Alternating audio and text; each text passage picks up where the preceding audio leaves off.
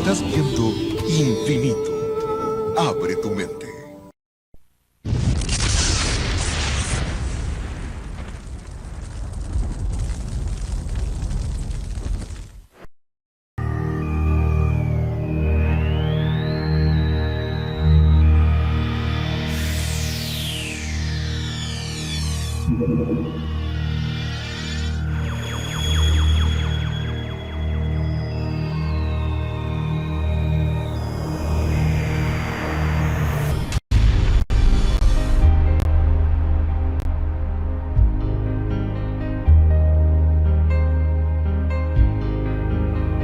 Hola, ¿cómo están? Bienvenidos a este espacio de luz desde el centro del tiempo, donde todos podemos encontrarnos aunados. Hoy con ustedes, la antimateria. Se trata de un tema recurrente en ciencia ficción. La antimateria fue descubierta no hace demasiado por el físico estadounidense David Anderson allá por 1932. Pues bien, científicos europeos han informado recientemente de la creación y captura de átomos de antihidrógeno en una nueva trampa magnética que, según dijeron, los pone en camino de resolver uno de los mayores misterios de la ciencia, la composición de la antimateria. La antimateria tiene un gran interés fuera de la comunidad científica internacional porque a menudo ha sido citada como una potencial fuente de energía ilimitada y casi gratuita. Y claro, el anuncio del Centro de Investigación de Partículas Europeo, CERN, en Ginebra, se produjo 3 semanas después de que otro de los 3 equipos que trabajan separadamente en el tema dijera que había creado y atrapado esos evasivos átomos por primera vez. Y lo explicaron así. Dijeron que con esos métodos alternativos para producir finalmente y estudiar el antihidrógeno, la antimateria no podría seguir escondiendo sus propiedades durante mucho más tiempo. Esto lo dijo Yasunori Yamazaki, del equipo que logró el último avance. Y es que los científicos creen que tras la explosión del Big Bang hace 13.700 millones de años, apareció la misma cantidad de antimateria o materia neutral que de materia convencional, la sustancia que aparece en todo lo visible, en todos los universos, incluyendo pues, lo que corresponde a la vida en la Tierra. Al momento del último anuncio, los ingenieros del CERN estaban cerrando el gran colisionador de hadrones, LHC por su sigla en inglés, que es el mayor acelerador de partículas del mundo, para un receso de 2 meses, luego de 8 meses de avances científicos continuados en la investigación sobre los orígenes del universo. El director general del centro, Rolf Hewer, dijo a Reuters, a la agencia Reuters, que los nuevos descubrimientos se estaban dando con tanta velocidad que probablemente la fase inicial de las operaciones del LHC se extenderían fácilmente hasta finales de este año, del 2012, un año más de lo previsto. Pero en fin, ya lo ven, en este tipo de temas siempre hay verdades y falsedades. En esta ocasión yo solo se lo he contado. Soy Ángel Luis Fernández, muchas gracias por su atención.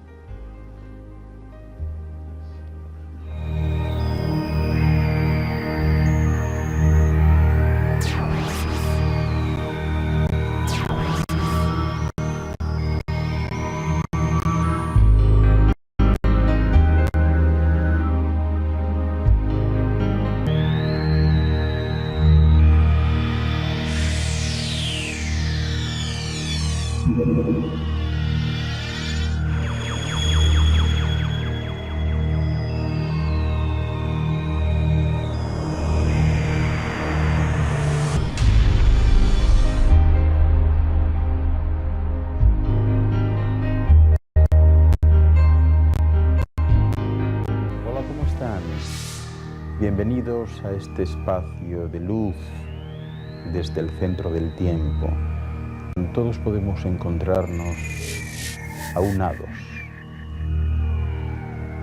Hoy con ustedes, Io,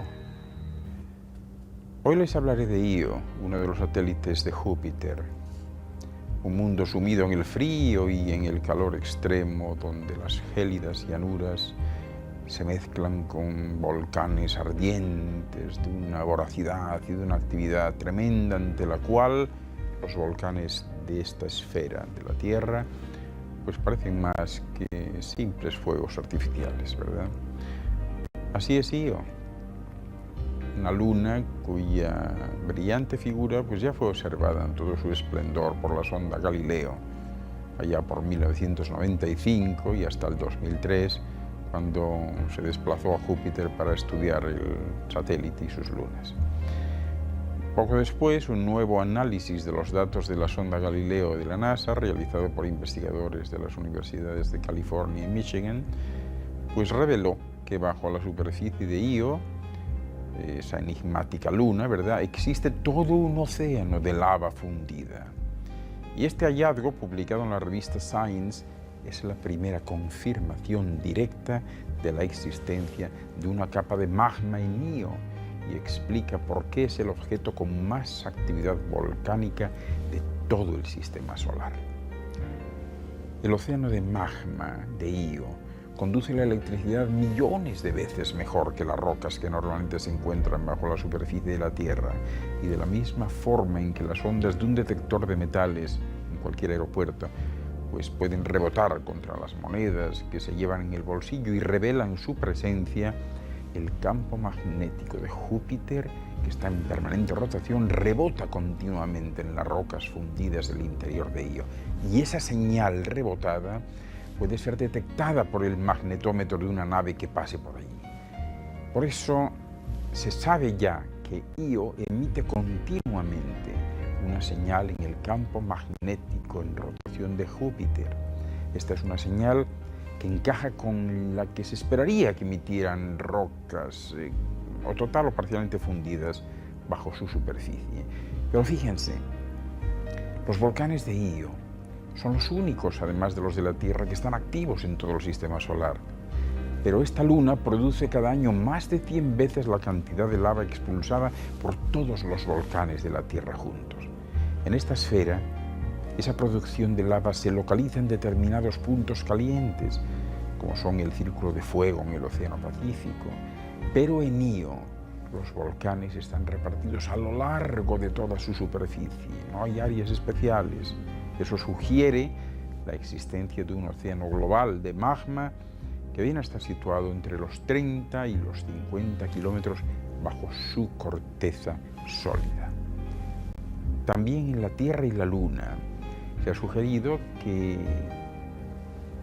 estos dos cuerpos estelares tuvieron océanos parecidos de magma hace miles de millones de años cuando se formaron, pero hace mucho que se enfriaron. Ahora, el peculiar vulcanismo de Io puede explicar cómo funcionan los volcanes y ayudar a comprender lo que sucedió en este planeta en su juventud. Así que ya ven, una vez más, en este tipo de temas siempre hay verdades y falsedades. Pero en esta ocasión yo simplemente se lo he contado. De ustedes depende creerlo o no creerlo. Soy Ángel Luis Fernández. Muchas gracias por su atención.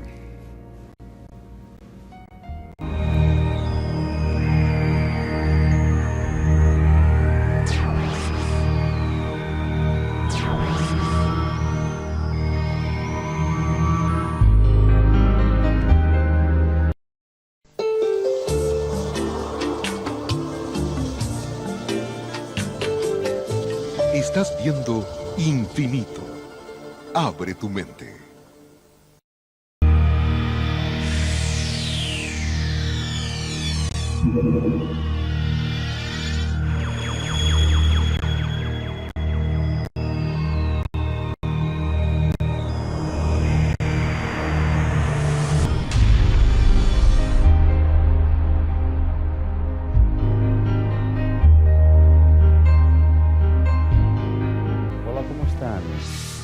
Bienvenidos a este espacio de luz desde el centro del tiempo. Todos podemos encontrarnos aunados. Hoy con ustedes, el poder de los árboles. ¿Saben ustedes que el roble o carballo es un árbol sagrado para los druidas celtas? También a los árboles se les atribuyen unas fuentes de energía impresionantes. Porque un árbol, como todas las plantas, es un ser vivo. Cada árbol es como una estación transformadora de radio que recibe y transmite las vibraciones en este universo natural. También los árboles constituyen las terminales nerviosas del planeta Tierra. Por eso es imprescindible dejarlos y no torturarlos, no cercenarlos, no invalidarlos. Según los magos naturales, los árboles emiten también energías terapéuticas excelentes, pero hay árboles con unos poderes, vamos a decir que negativos, y su influencia pudiera resultar incluso hasta dañina y peligrosa. Los exorcistas algunas veces utilizan los árboles para albergar en su interior algún ente maligno, o por lo menos eso es lo que dicen ellos. También existe la posibilidad de que algunos árboles crezcan en lugares malignos, donde las energías son negativas, de forma que el árbol puede albergar una cierta fuerza en ese sentido, aunque inactiva, pero dañina en potencia. A estos árboles se les reconoce habitualmente por los nódulos de aspecto canceroso que aparecen en su tronco. Voy a hablarles de alguno, fíjense. El muérdago, por ejemplo, también conocido como el cúralo todo, porque lo cura todo, es uno de esos árboles, ¿no? Pero la mejor forma de averiguar si un árbol es o no seguro es extendiendo los brazos con las palmas de las manos mirando hacia el árbol, y poco a poco pues empezarán a notar la energía que emana de ese árbol. Hay árboles con los que se establece enseguida una corriente armónica maravillosa, pero hay otros que producirán una sensación de desasosiego que seguramente les hará abandonar el lugar de inmediato. Ahora bien, para que las manos y el cuerpo se sensibilicen, es necesario un entrenamiento consciente y repetido, aunque a menudo pues se puede confiar en el instinto, ¿verdad? Pero aún así es importante sentir la naturaleza, hay que aprender el lenguaje de los árboles, de las flores, ¿verdad? Mediante prácticas regulares y masivas, porque todas las cosas del universo, todo, emiten vibraciones específicas y es posible llegar a percibirlas en el proceso de ascensión. El fresno es muy venerado debido a sus magníficos racimos de bayas rojas. Además, antiguamente era considerado como el padre de los árboles. En los fresnos dicen que residen espíritus guardianes a los que se atribuyen poderes especiales para absorber enfermedades. Ahí tienen el manzano también, que se dice que produce fertilidad, y hay una vieja costumbre inglesa que consiste en beber a la salud del manzano un vaso de sidra. Y todo ello con el fin de estimular a los árboles a que den una buena cosecha en la siguiente recolección. La higuera de Bengala. Este tiene fama de absorber la vida eterna, la productividad, el conocimiento y la felicidad. El cocotero es muy femenino, muy fértil. Su corteza representa la matriz y la leche, la fertilidad. Y además está considerado como un talismán contra el mal de ojo. La higuera. La higuera está considerada como hermafrodita o bisexual. La fruta representa los atributos femeninos, ¿verdad? Y las hojas de 3 lóbulos pues sugieren la fuerza masculina. El roble era el árbol sagrado de los druidas. ¿Saben lo que significa su nombre? Hombre de roble. Ellos creían que su dios vivía en este impresionante árbol, que era siempre asociado con el más poderoso de los dioses, como por ejemplo Thor, Zeus y Júpiter. El pino es el símbolo eterno de la vida y de la inmortalidad.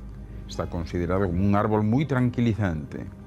Antiguamente era también adorado como un símbolo del fuego debido a su semejanza pues, con la espiral de la llama, ¿verdad?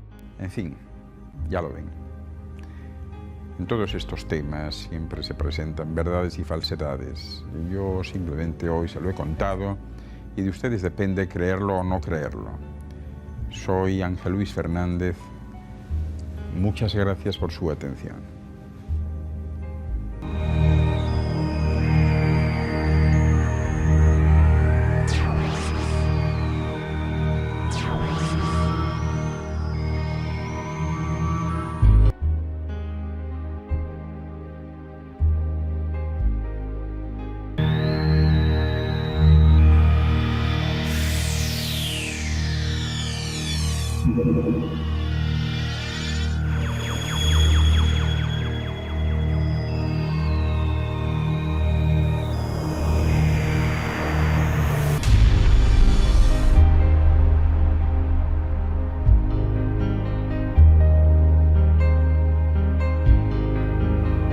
Hola, ¿cómo están? Bienvenidos a este espacio de luz desde el centro del tiempo, donde todos podemos encontrarnos aunados.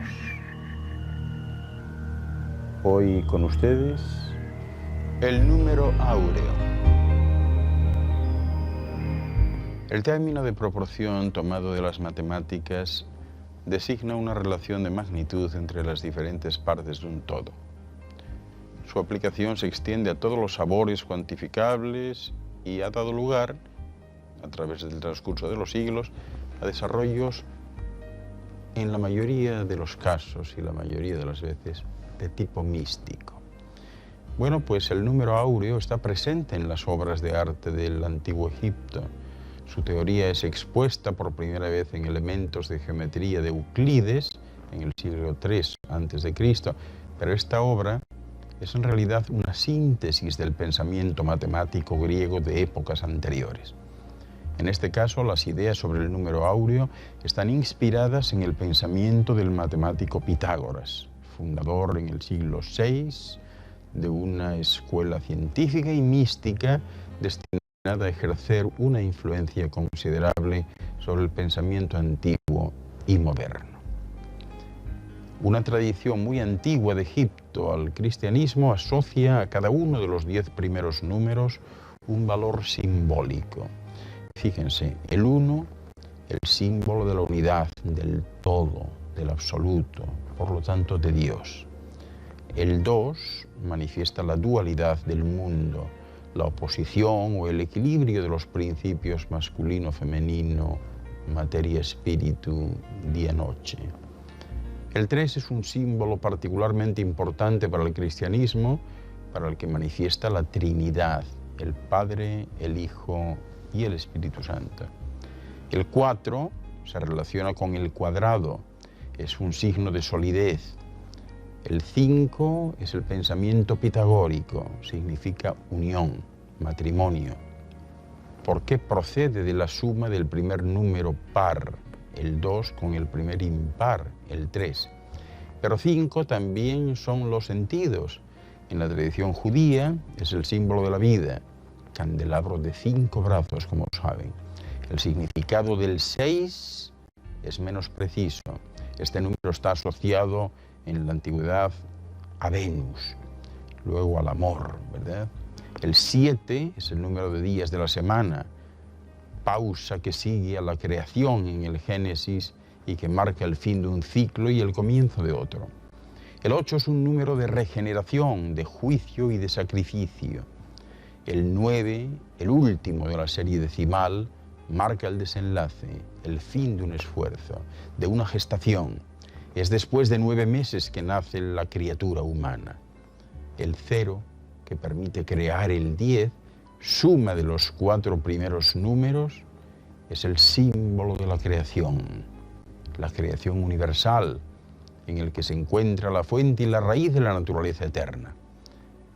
Pitágoras parte de la idea de que el universo está constituido de una misma materia, que él llama materia primaria, cuyos elementos, aunque estén separados, están unidos según un orden inmutable. Y no hay ninguna modificación, ningún cambio que afecte a uno de estos elementos y que pueda producirse sin provocar una alteración en el conjunto. Hay una ley establecida por la divinidad suprema que organizó este orden inmutable, creando de esta manera una armonía perfecta entre los distintos elementos. Es el concepto de proporción o de número áureo, que se deriva entonces del concepto precisamente de orden. Y este descansa sobre el principal axioma elaborado por Pitágoras. Todo está ordenado según el número. En efecto, la armonía perfecta se expresa en números. Computando el largo de las cuerdas con la altura de los sonidos de las 7 notas de la escala musical griega, Pitágoras descubre relaciones que son el fundamento de los acordes musicales. Estas relaciones, descubrimiento capital del filósofo, son matemáticas puras. Los intervalos musicales pueden ser expresados en forma simple combinando los 4 primeros números cuya adición, cuya suma, asciende a 10. Pitágoras estima que la naturaleza responde a la lógica matemática y que de ella saca su belleza, así como el número áureo explica todas las cosas, particularmente la acústica, la física y la geometría, y también está inscrito en la naturaleza entera de la que se revela como armonía. Pues bien, una ley de la naturaleza y de la moral es esta proporción invariable, este instrumento de medida que es posible aplicar a todo, la ley del número áureo, que se generaliza desde entonces en las artes griegas y en la arquitectura. La astronomía también está igualmente armonizada por el régimen de la música de las esferas. Ya en sus tiempos, el alemán Johannes Kepler, uno de los creadores de la astronomía moderna, encuentra en la perfección aritmético-musical de la máquina celeste evocada por Pitágoras esa inspiración de una importante cantidad de sus trabajos. En la Edad Media igual, la ley matemática del número áureo es incluso extendida a la vida moral. La virtud está comprendida como una media armónica entre los extremos que constituyen los distintos vicios. La idea de que todo cuerpo físico obedece a proporciones que guardan relación con aquellas que rigen el universo es, por otra parte, pues es una constante en los partidarios de una relación entre el macrocosmos cósmico y el microcosmos humano. Este tema está magníficamente desarrollado a comienzos de la época moderna por el monje italiano Luca Pacioli, conocido como Luca di Borgo, en su obra de Divina Proporzione de 1509. Esta obra está ilustrada con dibujos de Leonardo da Vinci, particularmente por el dodecaedro, figura de 12 caras que representa la síntesis geométrica de esta relación. La medida del hombre y de las construcciones exactamente igual. El número áureo se puede aplicar también a las proporciones del cuerpo humano.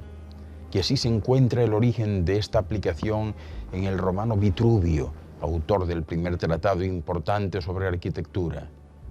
De manera que ya en su libro de arquitectura, redactado hacia el año 25 a.C., Vitruvio desarrolla la idea de que la proporción en materia de construcción debe aplicarse por analogía con el cuerpo humano. Es decir, que la geometría de los edificios debe calcarse de la armonía del cuerpo humano. Siglos más tarde, artistas y arquitectos del Renacimiento italiano desarrollaron esta idea. Piero della Francesca, Leonardo da Vinci y el alemán Alberto Durero reflexionaron sobre las proporciones ideales del cuerpo humano. Y así más tarde, en la época contemporánea, el número áureo sigue fascinando. Los espíritus románticos buscan una ley secreta y universal que explique la belleza de las obras maestras de la humanidad. Pero en fin, ya lo ven, en este tipo de temas siempre hay verdades y falsedades. Y yo en esta ocasión solo se lo he contado. Soy Ángel Luis Fernández. Muchas gracias por su atención.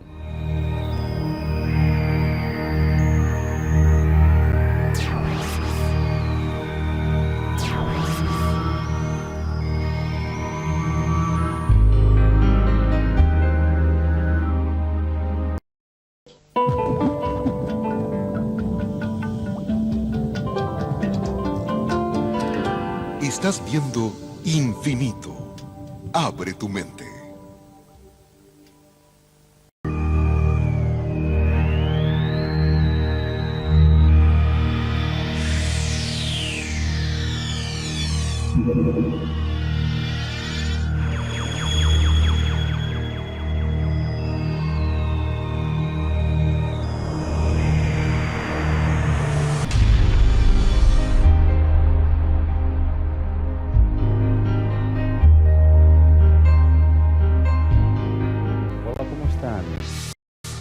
Bienvenidos a este espacio de luz desde el centro del tiempo, donde todos podemos encontrarnos aunados.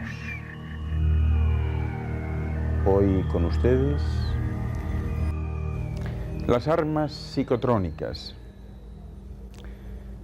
Hace un tiempo el ejército de los Estados Unidos desclasificó unos documentos relativos al estudio y uso de armas no letales y sus efectos biológicos, y en concreto una pistola de rayos que causa fiebres artificiales o incluso que el enemigo pues puede escuchar voces extrañas en su cerebro.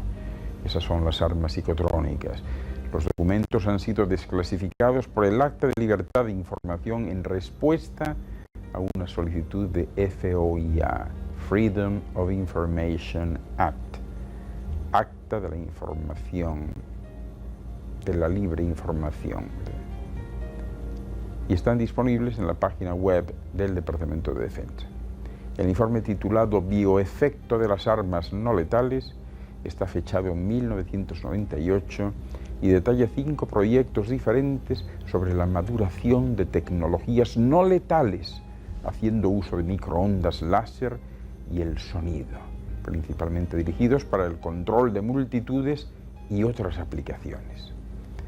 Algunas de las ideas, como el impulso electromagnético que provoca convulsión en los seres humanos, como si de episodios epilépticos se tratase, son solo ideas conceptuales, pero otros, como la pistola de rayos, ya se ha probado con humanos.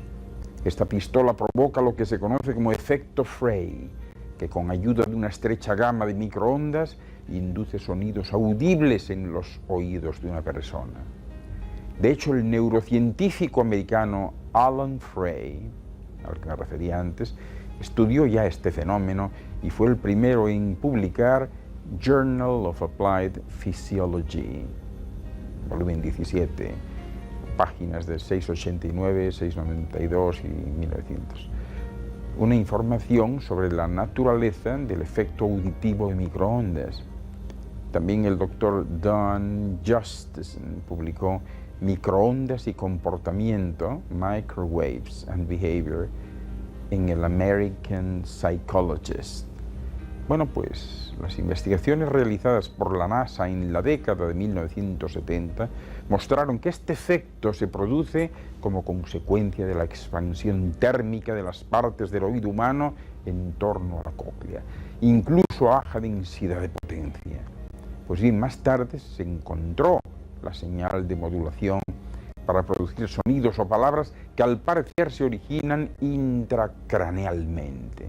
Se estudió, supuestamente para su posible uso en las comunicaciones, pero no se ha desarrollado debido a los posibles efectos biológicos de la peligrosa radiación de microondas.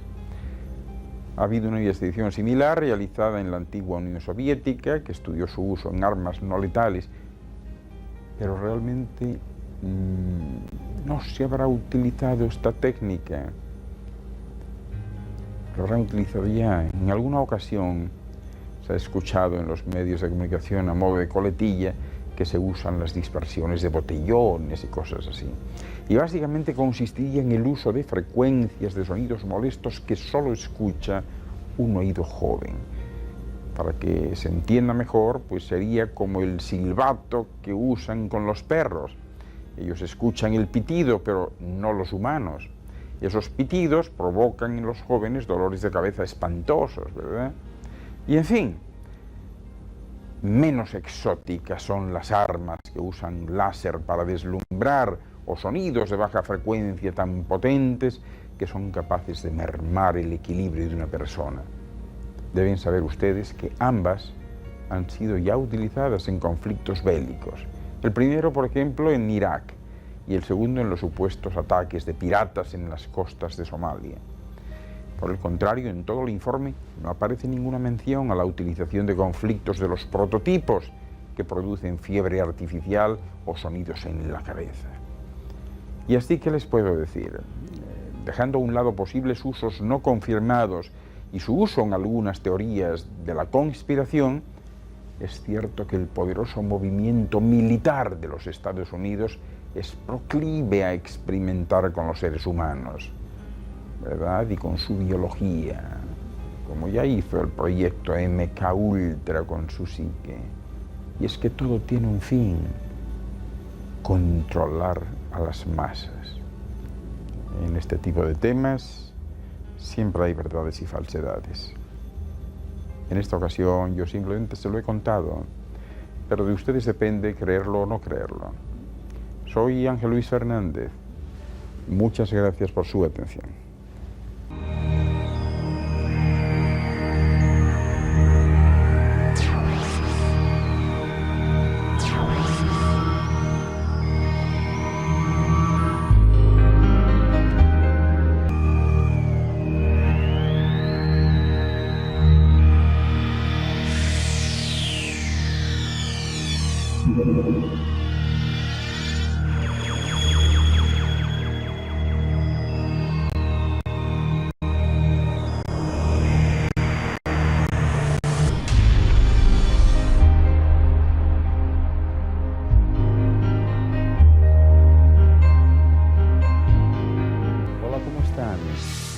Bienvenidos a este espacio de luz desde el centro del tiempo.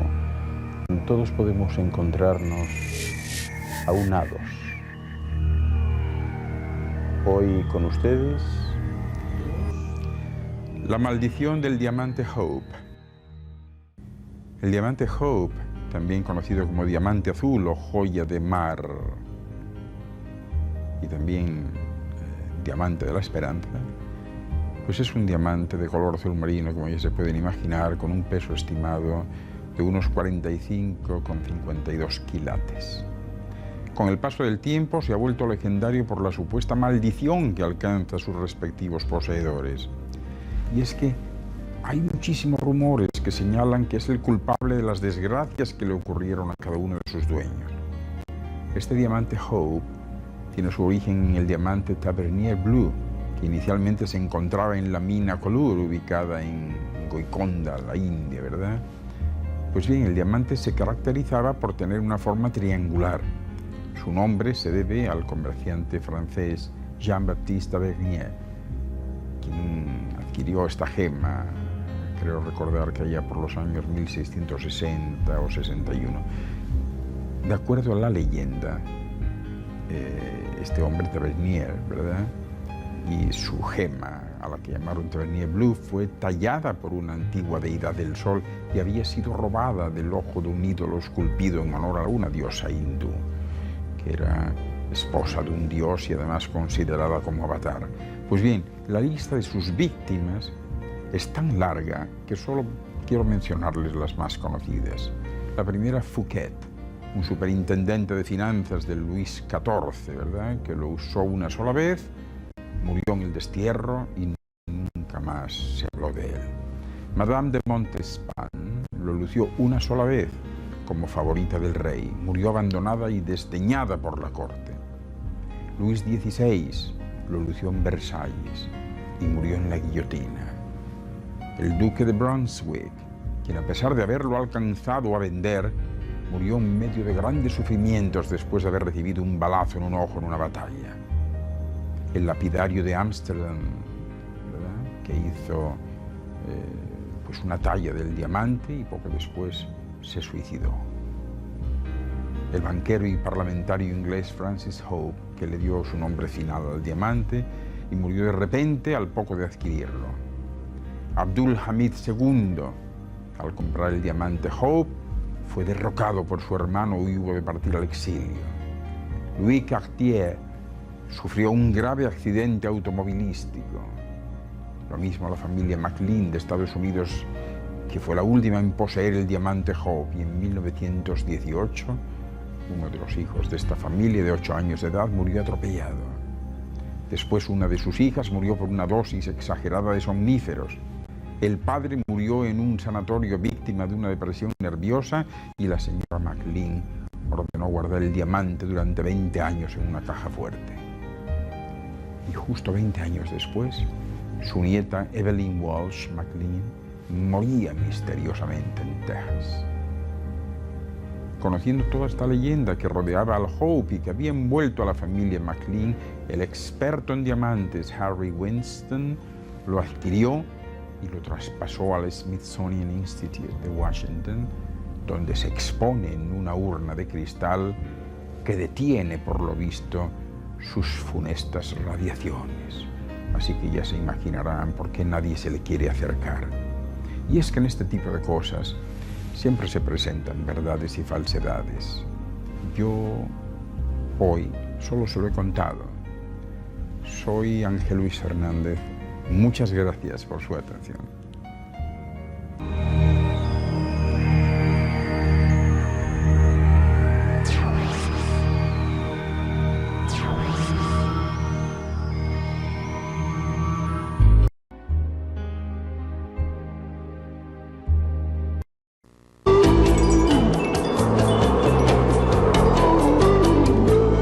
Estás viendo Infinito. Abre tu mente.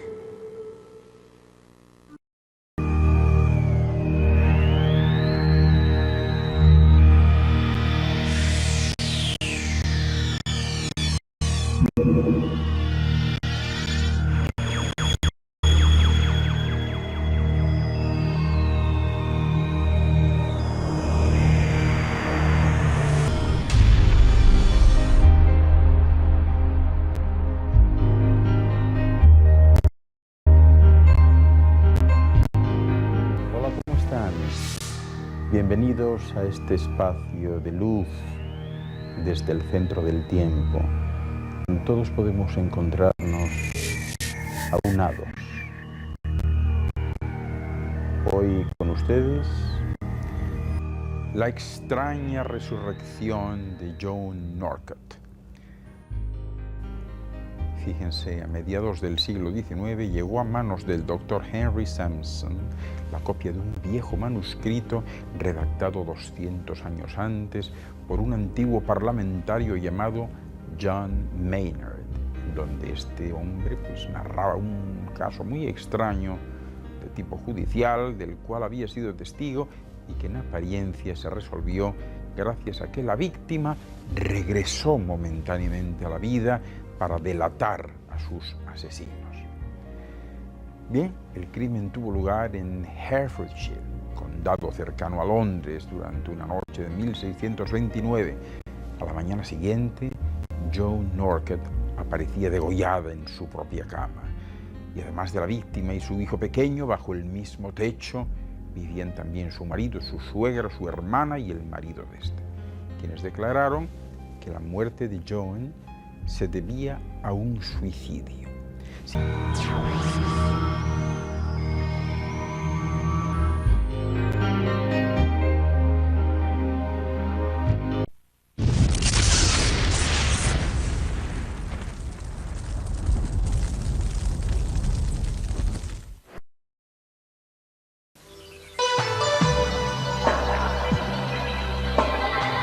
Usted está viendo Infinito.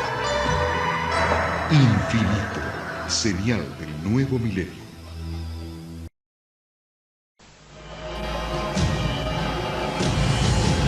Cada minuto, de cada hora, de cada día, ocurren eventos inexplicables. Incidentes, fenómenos, encuentros, ritos, experimentos. Cada día, cada hora, cada minuto, cada 60 segundos, se revela una vida llena de misterios. Ahora un canal trata de dar luz a todo. Un canal que indaga los misterios del universo. Un canal que se aventura en territorios desconocidos. Un canal que explora las preguntas que definen nuestra existencia. Estamos solos en el universo. ¿Existe la vida después de la muerte? ¿Quién construyó las pirámides? ¿Se puede predecir el futuro? ¿Podemos mover objetos con nuestra mente? ¿Existe el infierno? ¿Se acabará el mundo en el año 2000? ¿Es la historia una gran mentira? Para cada pregunta hay una respuesta, pero ¿hasta dónde estamos dispuestos a llegar para encontrar la verdad? Desde Machu Picchu al Chupacabra, desde los aztecas al zodíaco, desde los extraterrestres a los ángeles. Esto es Infinito, un viaje hacia lo desconocido, una exploración de lo inexplicable. Ningún lugar es muy remoto, ninguna pregunta muy extraña, ningún misterio está fuera de nuestros límites. Escuche lo inesperado, descubra lo oculto, experimente lo desconocido. Infinito, señal del nuevo milenio.